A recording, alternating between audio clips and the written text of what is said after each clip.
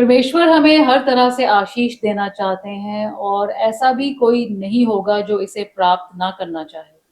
हम प्रार्थना भी करते हैं, वचन पढ़ते और समझने की कोशिश भी करते हैं, लेकिन कुछ लोग ही ऐसे होंगे जो परमेश्वर से मिलने वाले उस अपार आनंद के अनुभव में रहते हैं। ऐसा हमारे जीवन में क्यों होता है और हम उन सब आशीषों को कैसे पा सकते हैं, आज हम इसी विषय पर बात करेंगे। शुरू करते हैं परमेश्वर के वचन से। परमेश्वर का वचन हमने निर्गमन की पुस्तक उसका 3रा अध्याय उसकी 15 आयत से लिया है। यहाँ इस प्रकार लिखा है, फिर परमेश्वर ने मूसा से यह भी कहा, तू इस्राएलियों से ये कहना, तुम्हारे पितरों का परमेश्वर अर्थात अब्राहम का परमेश्वर, इसहाक का परमेश्वर और याकूब का परमेश्वर यहोवा, उसी ने मुझको तुम्हारे पास भेजा है। देख, सदा तक तेरा नाम यही रहेगा, सदा तक मेरा नाम यही रहेगा और पीढ़ी पीढ़ी में मेरा स्मरण इसी से हुआ करेगा। इसलिए अब जाकर इजरायली पुरनियों को इकट्ठा कर उनसे कह, तुम्हारे पितर अब्राहम, इसहाक और याकूब के परमेश्वर यहोवा ने मुझे दर्शन देकर ये कहा है कि मैंने तुम पर और तुमसे जो बर्ताव मिस्र में किया जाता है उस पर भी चित्त लगाया है, और मैंने ठान लिया है कि तुमको मिस्र के दुखों में से निकालकर कनानी, हित्ती, अमोरी, परिज्जी, हिब्बी और यबूसी लोगों के देश में ले चलूंगा, जो ऐसा देश है जिसमें दूध और मधु की धाराएं बहती हैं। परमेश्वर के वचन को पढ़े और सुने जाने से आशीष हो। आमीन। प्रभु यीशु ने अपनी कुर्बानी के द्वारा हमारे पापों की माफी दे दी है, तो फिर भी हमारे जीवन में कमी घटी आने का क्या कारण है? प्रभु यीशु परमेश्वर के पुत्र हैं। परमेश्वर ने उन्हें बपतिस्मे के समय पर उन्हें उनका मसा कर दिया कि मिनिस्ट्री में आगे बढ़े। वो पवित्र आत्मा उन पर आ जाते हैं। फिर वो अकेले हैं, 40 दिन और 40 रात कुछ नहीं खाते हैं। वो जो आगे इंटेंस एक्शन होना है अगले मिनिस्ट्री में, उसके लिए तैयार होते हैं। मत्ती 4 की 8 से 10 आयत में हम देखते हैं, शैतान उन्हें फिर 3 चीजों में टेस्ट करता है, और फाइनली जो तीसरा टेस्ट है उसमें शैतान प्रभु यीशु को एक बहुत ऊंचे पहाड़ पर ले गया और सारे जगत के राज्य और उसका वैभव दिखाकर उसने कहा, यदि तू गिरकर मुझे प्रणाम करे तो मैं सब कुछ तुझे दे दूंगा। वो हर तरह का वैभव संसार का दिखाता है। जो आदम को अधिकार दिया गया था वो शैतान ने चुरा लिया था धोखे के द्वारा, और वही वो प्रभु यीशु को ऑफर करता है। सिर्फ एक ही कंडीशन थी कि झुककर मेरी आराधना करो।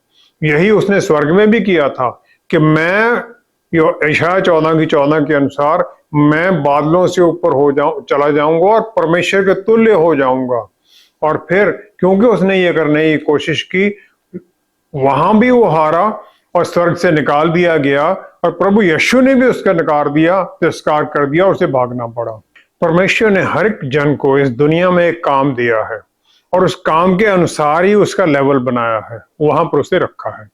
शैतान को जहां पर रखा था परमेश्वर ने, वो उससे ऊपर उठना चाहता था, और जहां रखा था उससे भी नीचे उतर गया। और उसकी शैतान की एक ही इच्छा थी कि सबसे ऊपर हो जाए, परमेश्वर के तुल्य हो जाए। और जो उसने उस समय किया वही यहां पर भी करता, हमें नीचे पहुंचाने के लिए। वही उसने प्रभु यीशु के साथ भी करने की कोशिश की, और उन्होंने उसे कह दिया, शैतान दूर हो जा। और क्योंकि प्रभु यीशु को ये पता था कि मैं और जो स्वर्ग में मेरा पिता है, मैं एक है, हम दोनों एक है, मैं उनकी आराधना करता हूं, मैं उन्हीं की आराधना करूंगा। शैतान ने प्रभु यीशु को जो धरती पर भेजा गया था उस स्टेटस को देखा, उसका जो उनका स्वर्गीय स्टेटस था उसे उसने देखने की कोशिश ही नहीं की, ना उसे दिखाई दिया। लेकिन प्रभु यीशु ने उसे दिखा दिया कि मैं परमेश्वर की हजूरी में उनकी आराधना करता हूं। और जब हम परमेश्वर की आराधना करते हैं तो हम भी उनकी हजूरी में चले जाते हैं। प्रभु यीशु हमारे मुक्तिदाता बनकर आए, हमारे पापों को उन्होंने अपने ऊपर ले लिया और अपने लहू से हमें शुद्ध कर दिया। अफसियों 2 अध्याय 6 आयत में पौलुस रसूल कहते हैं कि मसीह यीशु में परमेश्वर ने हमें उठाया और स्वर्गीय स्थानों में उनके साथ बिठा दिया। प्रभु यीशु के साथ उठाए गए हम, उनके साथ बिठा भी दिया गया। हमारा जो नया जन्म है, जो प्रभु यीशु के कुर्बानी के द्वारा होता है, उसके द्वारा हम जितनी अंधेरे की ताकतें उनसे ऊपर उठा दिए गए हैं, बुराई की ताकतों से हमें ऊपर कर दिया गया हमें, और स्वर्गीय स्थानों में हम पहुंचाया गया है। हमारा स्टेटस वहां पर है। बहुत विश्वासी जीवन यही जीते रहते हैं कि उनके जीवन में कोई बदलाव आता ही नहीं, वो समझते नहीं हम कहां पर हैं। सिर्फ उनके जीवन में एक ही बदलाव आता है कि वो चर्च जाने लग जाते हैं, बस। जो परमेश्वर के बच्चे होने का आनंद है, खुशी है, वो कभी महसूस ही नहीं करते और शैतान की गुलामी में जीते रहते हैं। विश्वास में उनका युद्ध चलता रहता है, प्रार्थनाओं को उत्तर नहीं मिलता है। फिर न्यायियों के पुस्तक 6वां अध्याय उसकी 12 से 14 आयत में प्रभु यीशु पुराने नियम में यहाँ अवतरित होने से पहले का समय है, तो वो गिडियोन के पास आते हैं। गिडियोन वाइन प्रेस के अंदर गेहूं को धुन रहा है ताकि मिडियानी उसे ले ना जाए, 12 आयत में। तो अब प्रभु यीशु उसे कहते हैं कि ऐ महान योद्धा, परमेश्वर तेरे साथ है, जबकि वो तो छिपा हुआ था, वो डर रहा था ताकि कहीं मिडियानी उसकी फसल को लूट कर ना ले जाए। गिदियोन बाकी दूसरे विश्वासियों की तरह वही सवाल जो हम उठाते हैं परमेश्वर के सामने, उसने वही कह दिया कि हे मेरे प्रभु, विनती सुन, यदि यहोवा हमारे संग होते तो हम पर ये सब विपत्ति क्यों पड़ती। और जितने आश्चर्य कर्मों का वर्णन हमारे पुरखा ये कहकर करते थे कि जब यहोवा हमको मिस्र से छुड़ा नहीं लाया, वे कहाँ गए? वो जो उन्होंने किया था वो कहाँ गया? चमत्कार कहाँ है? हम इस प्रकार क्यों हैं? इजरायली लोगों ने दूसरे जो लोग थे उनके जो देवता थे उनकी आराधना शुरू कर दी, इस आशा में कि उनसे वो बल पाएंगे और उनके द्वारा बल पाएंगे और जीत में चलेंगे। और परमेश्वर के साथ उन्होंने एक और जोड़ लिया, उसकी आराधना करना शुरू कर दिया। हम परमेश्वर की जो आराधना करते हैं उसके साथ जो दूसरी आराधना की चीजों को जोड़ लेते हैं, धन दौलत है, हमारी नौकरी है, हमारी सफलता है, हमारी जीवन शैली, ये सब हमारे भगवान बन जाते हैं। निर्गमन 20 अध्याय 3 आयत में परमेश्वर ने आज्ञा दी। 3 आयत में परमेश्वर ने कहा, तू मुझे छोड़ दूसरों को ईश्वर करके ना मानना, सिर्फ मैं ही तुम्हारा ईश्वर हूं, किसी और को तुम नहीं बना सकते मेरे बराबर। और ये जो है, ये परमेश्वर को सबसे ऊपर प्रथम स्थान देना, हमारे विचारों में हर चीज में उन्हें प्रथम स्थान देना। अफसियों की पुस्तक 1 अध्याय 3 आयत में पौलुस रसूल, जो के इस प्रकार पवित्र आत्मा परमेश्वर जो हमारे अंदर है उनकी पूरी आज्ञाकारिता में चलते थे, उन्होंने ये कह दिया 3 आयत में, हमारे प्रभु यीशु मसीह के परमेश्वर और पिता का धन्यवाद हो कि उन्होंने हमें मसीह में स्वर्गीय स्थानों में सब प्रकार की आत्मिक आशीष दी है। हर तरह की आत्मिक आशीष हमें स्वर्गीय स्थानों में प्रभु यीशु में दे दी गई है। इस प्रकार हमें आत्मिक स्थानों में अपनी इस दुनिया में जो भी हमारा रोल दिया गया है, उसके लिए जो भी चाहिए वो हमें दे दिया गया है। मत्ती 14 की 19-20 आयत में हम देखते हैं, वहां पर 5,000 परिवार हैं जिन्हें खाना खिलाना है, और उनके पास सिर्फ थी 5 रोटी और 2 छोटी मछली। प्रभु यीशु ने उन 5 रोटी और 2 मछली को स्वर्ग की तरफ उठाया, आशीष दी, उन्हें तोड़ा और चेलों को दे दिया कि इन्हें बांट दो, और चेलों ने उन्हें आगे सब में बांट दिया। और तकरीबन 12,000 के आसपास, 12 से 15,000 लोग थे जिन्होंने खाना खाया, सब तृप्त हो गए, और 12 बड़े टोकरे जो उनके टुकड़े थे रोटी के उससे भर गए, उन्होंने इकट्ठे कर लिए। अब जो ये रोटी के टुकड़े थे, ये बढ़ोतरी इनकी कहां पर हुई? प्रभु यीशु के हाथ में या के चेलों के हाथ में, या जिन्होंने पाया वहां पर? प्रभु यीशु ने विश्वास में जो स्वर्गीय स्थानों में उन्हें आशीष दी गई थी, परमेश्वर ने जो उन्हें दे दिया था सब कुछ, उस सप्लाई को उन्होंने जोड़ दिया। और ज्यों ही वो रोटी के टुकड़े चेलों के हाथ में पहुंचे तो वो सप्लाई साथ ही शुरू हो गई, वो बांटते गए और साथ ही आता गया, कभी कम हो ही नहीं सकता था। उनके हाथों में वो रोटी के टुकड़े बढ़ते गए और वो बांटते गए। हम भी इसी प्रकार अपनी जो आशीषें हैं, जब विश्वास में चलते हैं तो पाने लग जाते हैं। जो हमारे पास होता है परमेश्वर उसे बढ़ाते जाते हैं ताकि फिर किसी तरह की हमें कमी ना हो और हम उस बहुतायत में बने रहते हैं। पौलुस रसूल तो विश्वास में पक्के थे, तो उनके जीवन में और इसी प्रकार दूसरे लोगों के सामने उन्नति की राह में रुकावटें क्यों आती हैं? संत यूहन्ना की इंजील 16 अध्याय 33 आयत में परमेश्वर के पुत्रों को सब कुछ पता था कि आगे क्या होना है, तो इसलिए वो सिखा सके। उन्होंने कहा, संसार में तुम्हें क्लेश होता है, परंतु ढाढ़स बांधो, मैंने संसार को जीत लिया है। मैंने संसार को जीत लिया है, उन्होंने ये हमें वायदा कर दिया। उन्होंने इतने दुख उठाए तो उन्होंने संसार को जीता कैसे? यहूदा इस्करियोती आया रोमन गार्ड के साथ, उसके साथ में बहुत यहूदी लीडर भी थे, चीफ प्रीस्ट के जो रिप्रेजेंटेटिव थे, और उन्होंने प्रभु यीशु को अरेस्ट कर लिया। पतरस रसूल ने तलवार निकाली और महायाजक के सर्वेंट मालचुस के उसका कान काट दिया।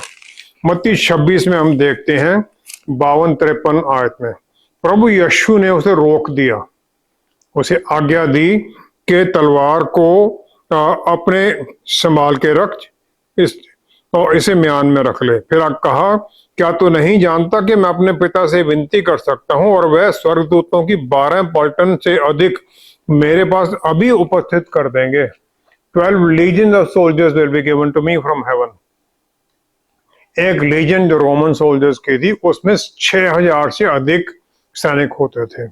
यहोशू 5 की 14 आयत में प्रभु यीशु यहोशू को वहां मिलते हैं। जब यहोशू यरीहो की जो डिफेंसेस हैं उसके गढ़ को देखने जाता है, प्रभु यीशु उसे अपने आप को परिचय कराते हैं कि मैं स्वर्गीय यहोवा की स्वर्गीय सेना का कमांडर होकर तुम्हारे पास आया हूं। और यहोशू ने मुंह के बल गिरकर उनकी आराधना की। कोई भी स्वर्गदूत जो स्वर्ग से आया है किसी भी तरह से वो आराधना स्वीकार कर ही नहीं सकता है, क्योंकि ये पाप है। सिर्फ परमेश्वर की ही आराधना की जा सकती है। तो प्रभु यीशु की वहां आराधना होती है, यहोशू करता है। प्रभु यीशु के पास स्वर्गीय सेना पूरी उनके अधीन थी, वो कमांडर हैं उनके, और पलटन थी, लीजन्स थी, और धरती पर जितना कुछ था उनके एक सिग्नल पर सब कुछ नष्ट कर सकते थे, क्योंकि एक स्वर्गदूत ने 85,000 ट्रेंड सोल्जर असीरियन आर्मी के एक रात में वध कर दिए थे। दूसरा राजा 19 अध्याय 35 आयत के अनुसार प्रभु यीशु इस दुनिया में आए परमेश्वर की इच्छा पूरी करने के लिए, उनकी इच्छा के अनुसार ही आए वो। यशायाह नबी 53 अध्याय उसकी 10वीं आयत जो हमने बहुत बार पढ़ी या सुनी है, प्रभु यीशु इसके बारे में पूरी तरह जानते थे, उनके बारे में जो कुछ कहा गया था। यहाँ लिखा है, तो भी यहोवा को यही भाया कि उन्हें कुचले, उन्होंने ही उसको रोगी कर दिया। It please the lord to bruise him. फिलिपियों की पुस्तक उसका 2रा अध्याय उसकी 13-14 आयत में पौलुस रसूल जो हर परिस्थिति पर जय पाना सीख चुके थे, तो वो उन्होंने ये कह दिया 13-14 आयत में, परमेश्वर हम में काम करते हैं ताकि हमें इच्छा दें और फिर उसे पूरा करने का बल भी हमें देते हैं। पहले परमेश्वर अपनी इच्छा हमारे ऊपर किसी भी परिस्थिति में जाहिर कर देती है पवित्र आत्मा परमेश्वर के द्वारा। फिर हमें पवित्र आत्मा परमेश्वर के द्वारा बल मिलता है, गाइडेंस मिलती है, और फिर आगे उन्होंने कहा, सब काम बगैर कुड़कुड़ाए और बगैर किसी झगड़े से करो, विदाउट कंप्लेनिंग एंड डिस्प्यूट्स।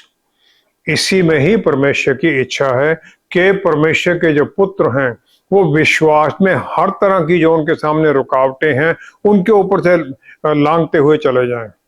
फिलिपियों की पुस्तक 4 अध्याय 12वीं आयत फिर पौलुस रसूल ने हमें अपने बारे में बता दिया। उन्होंने कहा, अब मैं दीन होना भी जानता हूं और बढ़ना भी जानता हूं, हर एक बात और सब दशाओं में मैंने तृप्त होना, भूखा रहना और बढ़ना घटना सीखा है। जो मुझे सामर्थ्य देता है मैं उसमें सब कुछ कर सकता हूं। प्रभु यीशु की सामर्थ्य में मैं सब कुछ कर सकता हूं, पौलुस रसूल ने यह कह दिया। प्रेरितों की पुस्तक 9वां अध्याय 10 से 16 आयत में हम देखते हैं, अनानियास है, सौल को जब वो दमिश्क के रास्ते में जा रहे थे तो प्रभु यीशु के दर्शन होते हैं, तो वो उनकी आंखें बंद हो जाती हैं। अनानियास को हुक्म मिलता, जाओ उसके सर पर हाथ रखो, और अनानियास डरता है। तो प्रभु यीशु उससे कहते हैं दर्शन में कि जाओ, मैंने उसे चुना है और मैं उसे बताऊंगा कि मेरे नाम के लिए उसे कैसा कैसा दुख उठाना पड़ेगा, कैसा कैसा उसे दुख उठाना पड़ेगा, वो बोलते मैं उसे बताऊंगा।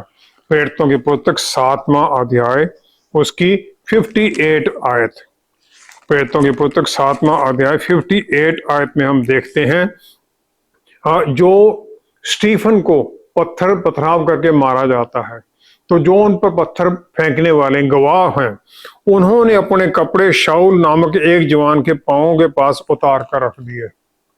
शाऊल बाद में पौलुस रसूल बनते हैं।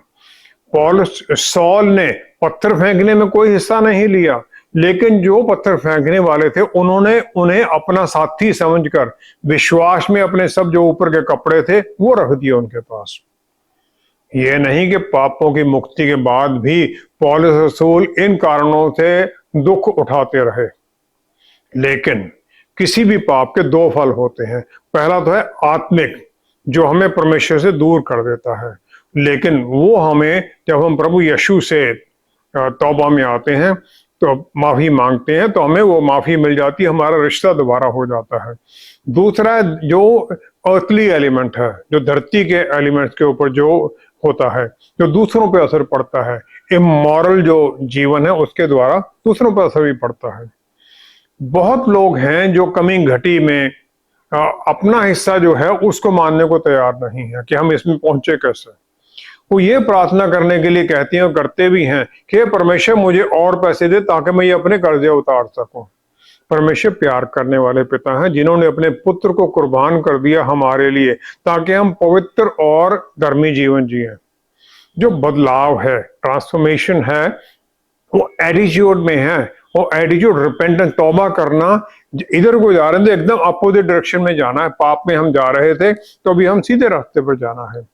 चैलेंज जो है हमारे सामने आते हैं, इसका मतलब ये नहीं कि परमेश्वर हमसे नफरत करते हैं, लेकिन ये विश्वास में हमारे चलन को रोकने के लिए शैतान पैदा करता है। यूहन्ना 10:10 में प्रभु यीशु ने हमें बिल्कुल क्लियर कर दिया। उन्होंने कहा, चोर किसी और काम के लिए नहीं परंतु केवल चोरी करने और घात करने और नष्ट करने को आता है। चोर शैतान है, और चोर फिर इसमें हर तरह से नुकसान करता है। उत्पत्ति 3 अध्याय 4-5 आयत में उसने झूठ बोला हवा को, और सर्पण के द्वारा मृत्यु आ गई, और फिर जो अधिकार उन्हें दिए गए थे सब, हर चीज के ऊपर, वो सब कुछ चुरा लिए और वो अपने अधिकार में कर लिया और उन्हें दुख और मजदूरी में डाल दिया। शैतान हर तरह के दुख लेके आता है जब हम उसके झूठ में शामिल, विश्वास होकर शामिल हो जाते हैं, और फिर हम सबको ब्लेम करते हैं, परमेश्वर को भी ब्लेम करने लग जाते हैं, देखो हम तो दुख उठा रहे हैं। इस दुनिया में चैलेंज हैं, लेकिन चैलेंज हमारे लिए मौका बन जाते हैं, अपॉर्चुनिटी बन जाते हैं। हमें हर सबको परमेश्वर ने एक एबिलिटी दी है ताकि हम सही चुनाव करें, ताकि हम बुराई की ताकतों का सामना कर सकें, फिर हम वो सब प्राप्त करें जो परमेश्वर ने हमें पहले ही दे दिया है। पौलुस रसूल ये सब जानते थे, और इसीलिए वो हर तरह की परिस्थिति का सामना करने के लिए तैयार थे। हर परिस्थिति में आनंद में और परमेश्वर का धन्यवाद देते हुए चलते थे। और जब हम इस प्रकार चलने लग जाते हैं तब हम हर तरह की आशीष भी पाते हैं। और फिर यही नहीं, जो चैलेंज है वो हमारे सामने फिर एक मौका बन जाता है हमें आगे बढ़ने के लिए, तरक्की पाने के लिए, विश्वास में भी और दुनियावी जीवन में भी। एक विश्वासी के जीवन में ये सब आशीषें दिखाई क्यों नहीं देती? इस प्रकार का जीवन हम कैसे प्राप्त करते हैं? संत यूहन्ना की इंजील उसका 10वां अध्याय उसकी 9वीं-10वीं आयत में प्रभु यीशु ने हमें सही रास्ता दिखा दिया। उन्होंने कहा द्वार मैं हूं, यदि कोई मेरे द्वारा भीतर प्रवेश करे तो उद्धार पाएगा और भीतर बाहर आया जाया करेगा और चारा पाएगा। वो सब कुछ पाएगा। फिर द्वार जो है आत्मिक तौर पर एक बाउंड्री को और एक अलग हिस्सों को दर्शाता है, जो कि पवित्र है और अपवित्र दोनों हैं। उसमें एक तरफ पवित्र है, दूसरी तरफ अपवित्र है। अंदर जाना है परमेश्वर की उस स्वर्गीय आशीष में, उनकी हजूरी में पहुंचना है, और बाहर जाना है पुराना जो है उससे मुक्ति पाकर निकलना है, फिर उसकी आजादी में जाना है। शैतान का काम दिखाने के बाद में प्रभु यीशु ने फिर अपना काम बता दिया। उन्होंने कहा मैं इसलिए आया कि वो जीवन पाए और बहुतायत से पाए। जो जीवन है वो क्वालिटी ऑफ लाइफ है, जो कि भरपूरी का हो, आशा से कहीं अधिक हो, और आत्मिक तरीके में ऐसी अद्भुत आशीषें हो जिसमें परमेश्वर के साथ बहुत नजदीकी घनिष्ठता भी हो।